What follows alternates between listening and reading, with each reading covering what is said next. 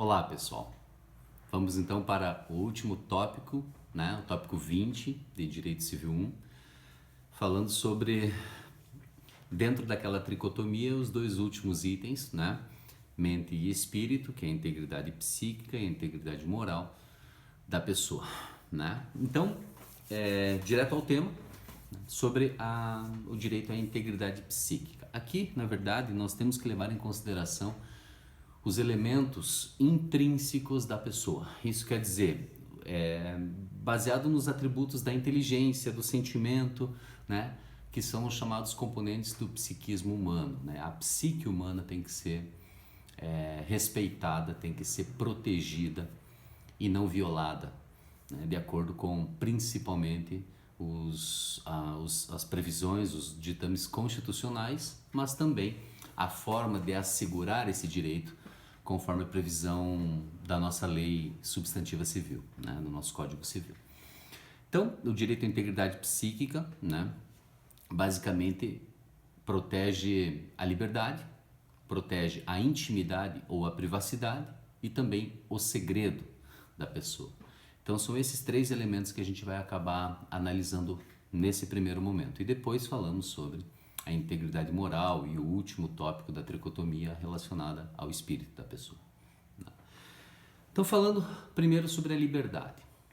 A liberdade da pessoa, né, se a gente for analisar o artigo 5º da Constituição Federal, ele destaca as liberdades, por exemplo, civil, política, religiosa, sexual, cultural e etc. Né? Se a gente for analisar sob essa forma, nós temos que ver também a faculdade dessa pessoa, a faculdade do indivíduo de agir de acordo com a sua vontade. Né? E se a gente for pensar num convívio em sociedade, obviamente que essas liberdades elas acabam encontrando algumas restrições. Né? A vida em sociedade acaba gerando nessa pessoa o dever de respeitar a liberdade do outro, né? Ou quais são os limites dessa liberdade. Mas a gente tem que analisar dentro da psique humana, dentro do psiquismo humano, a liberdade de pensamento. E é essa liberdade que tem que ser assegurada. Se a gente for analisar a própria Constituição Federal, no que diz respeito à liberdade de pensamento, o inciso 4 fala que é livre a manifestação de pensamento. Claro, né, sendo vedado o anonimato, mas a manifestação do pensamento é livre.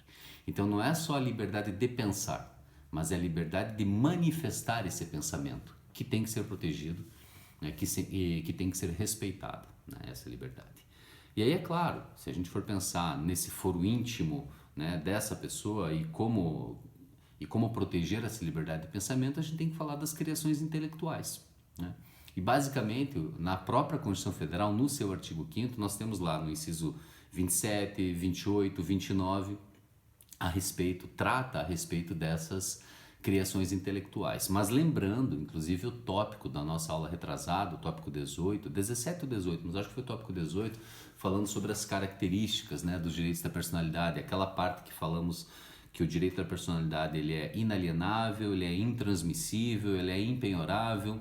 E é justamente esse ponto que a gente tem que voltar a destacar. O artigo 49 da Lei de Direitos Autorais, a 9610, ela trata esse assunto da seguinte forma. Os direitos de autor poderão ser total ou parcialmente transferidos a terceiros, por ele ou por seus sucessores, a título universal ou singular, pessoalmente ou por meio de representantes com poderes especiais, por meio de licenciamento, concessão, cessão ou por outros meios admitidos em direito, obedecidas as seguintes limitações. E aí ele trata, já no inciso 1, né? A transmissão total compreende todos os direitos de autor, salvo os de natureza moral e os expressamente excluídos por lei. Quando fala salvo os de natureza moral, é aquela distinção que nós temos que fazer dentro dessa criação intelectual, o direito moral e o direito patrimonial. Né? O direito de autor ele se divide nessas duas partes porque o direito moral é inalienável, né? Ele é intransmissível, ele é impenhorável, mas o direito patrimonial decorrente dessa criação ele é sujeito à avaliação, ele acaba recebendo cunho patrimonial, e se ele tem cunho patrimonial, ele pode ser negociado, ele pode ser cedido, ele pode ser licenciado. Ele pode eventualmente, né, os créditos decorrentes da exploração dessa criação pode ser penhorado. Portanto, temos que fazer essa distinção dentro do direito de autor, do direito autoral, né, o direito moral e o direito patrimonial. Tá? E sim, o direito patrimonial ele é passível de negociação, né, de um negócio jurídico, ao contrário do direito moral da pessoa, certo? Então, o segundo ponto que merece destaque é a questão da privacidade, né, da intimidade da pessoa. E se a gente for pensar a intimidade da pessoa, nós entendemos como a vida particular dessa pessoa, né? O Stolze tem no seu livro, o Pablo Stolze, ele fala que o direito a essa intimidade, na verdade, pode ser compreendido como o direito de estar só, né? É bem interessante isso, porque quando falamos em direito à intimidade, à privacidade, é o direito que a pessoa tem de se isolar como indivíduo, né? E isso tem que ser respeitado. Por isso que o Pablo Stolze fala o direito de estar só, né? O artigo 21 do Código Civil, ele fala justamente dessa tutela jurídica, justamente porque a própria Constituição Federal, no seu artigo 5º, inciso 10, trata da inviolabilidade dessa intimidade, né? Da intimidade, da vida privada, a honra, a imagem, enfim. Mas é importante destacar aqui o artigo 21 do Código Civil a respeito dessa tutela jurídica, e ele trata da seguinte forma: a vida privada da pessoa natural é inviolável e o juiz, a requerimento do interessado, adotará as providências necessárias para impedir ou fazer cessar ato contrário a essa norma. Tá? Então essa é a proteção legal que se dá, porque qualquer violação a essa intimidade, né, está sujeito ao devido processo legal, inclusive ao ofensor, aquele que desrespeitou, que ofendeu esse direito, pode ser condenado ao pagamento de danos materiais e morais, né, conforme o caso.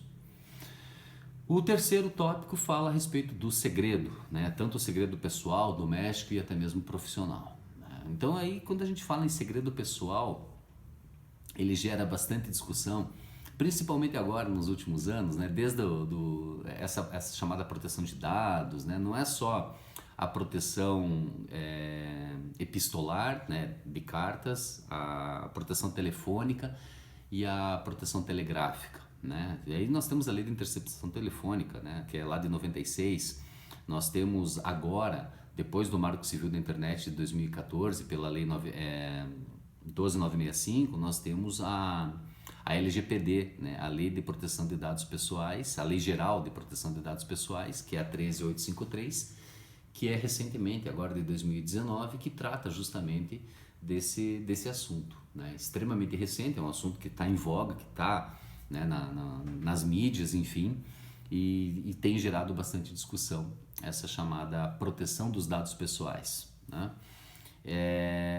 Mas também é importante a gente falar do segredo doméstico, né? O segredo doméstico é o segredo da inviolabilidade do domicílio, né? Onde a pessoa se encontra, seja ela profissionalmente, seja ela na sua vida pessoal também. O domicílio ele é inviolável. Então o segredo dessa pessoa, o segredo doméstico dessa pessoa é inviolável. Mas também o profissional, no sentido da profissão, não do local em que ele atua profissionalmente, mas da sua profissão em si. Como, por exemplo, a relação advogado-cliente, a relação médico-paciente, a relação do padre com os seus fiéis. Então, todo esse sigilo profissional deve ser respeitado. O profissional que eventualmente tenha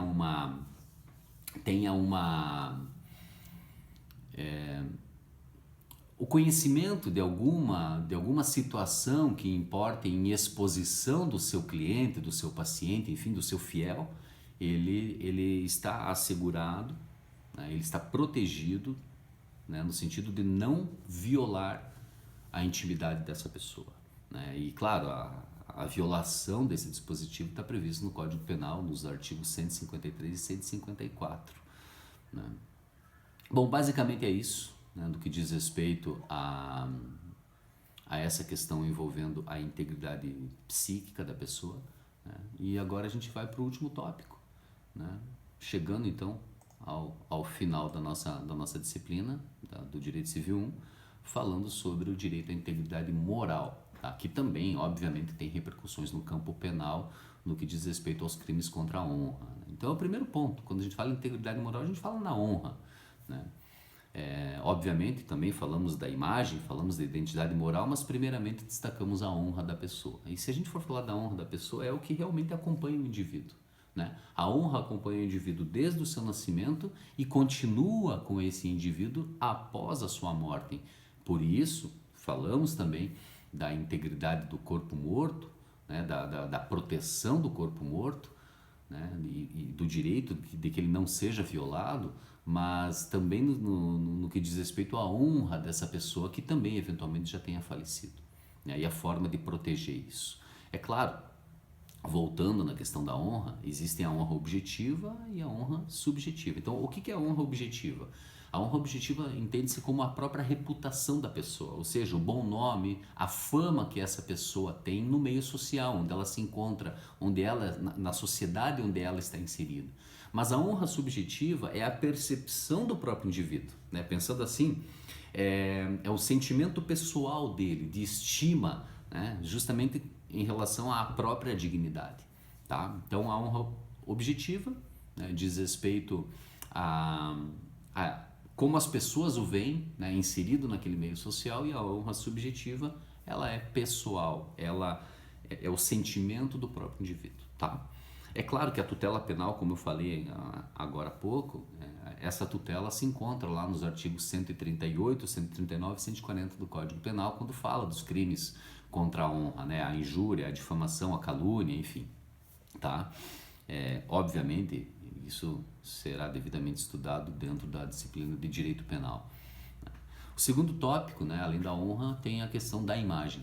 O que é a imagem da pessoa? Então, se a gente for pensar assim, o que é a imagem da pessoa, é um pouco... assim, o limite dessa distinção é um pouco tênue, a gente tem que prestar bastante atenção nisso. Se a gente fala em imagem, a gente fala que é a exteriorização do físico daquela pessoa, né? Mas assim, o que a gente entende como o retrato dessa pessoa? É um retrato, é uma imagem retrato ou é uma imagem atributo dessa pessoa, né? O que é a imagem? A imagem é essa exteriorização física, né? Então, quando a gente fala na imagem em si, ela é também tida como esse atributo, tá? E não só a imagem retrato, a foto da pessoa. Vejam o que trata o artigo 20 do Código Civil. Ele fala assim: salvo se autorizadas ou se necessárias à administração da justiça ou à manutenção da ordem pública, a divulgação de escritos, a transmissão da palavra, ou a publicação, a exposição ou a utilização da imagem de uma pessoa poderão ser proibidas a seu requerimento e sem prejuízo da indenização que couber, se lhe atingirem a honra, a boa fama ou a respeitabilidade, ou se destinarem a fins comerciais. E o parágrafo único complementa: em se tratando de morto ou de ausente, são partes legítimas para requerer essa proteção o cônjuge, os ascendentes ou os descendentes.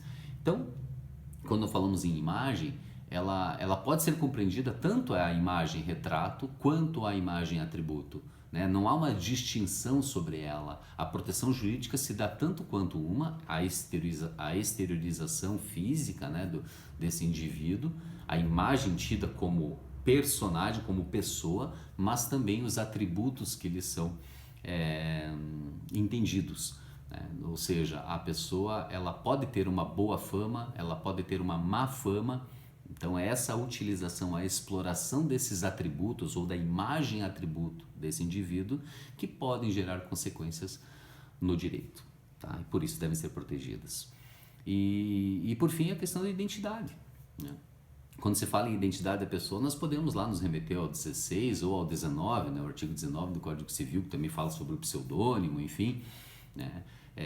Essa imagem é o reconhecimento, desculpa, essa imagem não, essa identidade é o reconhecimento do elemento distintivo da pessoa, né? A pessoa tem uma identidade, a pessoa ela é individualizada no campo jurídico e por isso deve ser respeitada também como um direito da personalidade. Então, resumidamente, esses são os tópicos, né, que nos interessam no que diz respeito a esse terceiro item, que é a integridade moral, a honra, a imagem e a identidade pessoal do indivíduo.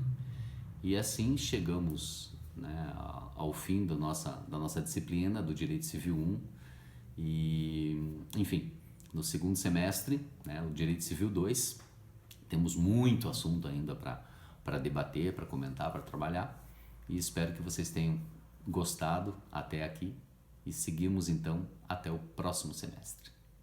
Até logo. Tchau, tchau, gente.